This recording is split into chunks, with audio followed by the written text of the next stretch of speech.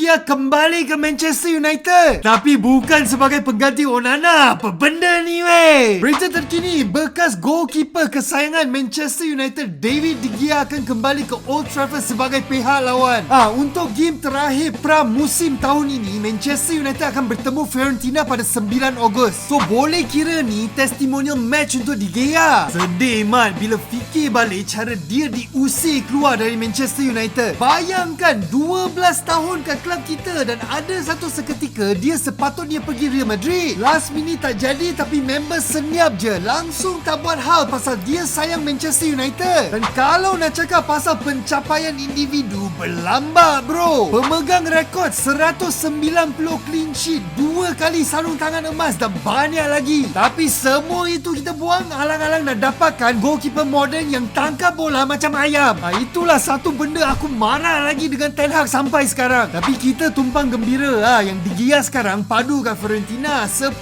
clean sheet setakat ini dan belum lagi buat apa-apa kesilapan yang mengakibatkan bolos gol. Macam mana geng kalau kita boleh swap Onana dengan De Gea? Korang setuju ke tak? Komen kat sini.